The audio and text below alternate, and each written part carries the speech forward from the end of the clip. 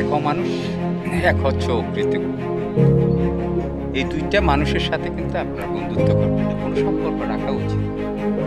আপনি এদেরকে যত উপকার করেন না কেন, শেষ পর্যন্ত উপকারের প্রতিফলনটা বা বিপরীতমুখী কোনো একটা যে প্রতিক্রিয়া আপনার উপর সৃষ্টি হবে, সেটা আপনাকে মেনে নিতে হবে এবং বুঝিয়ে নিতে হবে। এই যাবৎ এই পৃথিবীতে কখনো অকৃতজ্ঞ এবং অমানুষের সাথে সম্পর্ক রাখবেন না।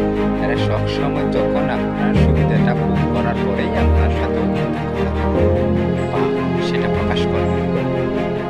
যতক্ষণ পর্যন্ত তার কাজটা শেষ হবে না, ততক্ষণ পর্যন্ত হয়তোবা আপনার সাথে সে সুসম্পর্ক রাখবে শুধু এইটার কারণে যে তার স্বার্থটা আদায় করার জন্য। সবসময় মনে রাখবেন, অকৃতজ্ঞ মানুষ মোনাফেকের সাথে কখনো বন্ধুত্ব করতে নেই। সুতরাং বন্ধুত্ব করার জন্য আপনাকে কাজে কর্মে কথাবার্তা এবং কর্মকাণ্ডের উপর নির্ভর করে তাদের সাথে সম্পর্ক রাখা বাঞ্ছনীয়। ধন্যবাদ সবাই।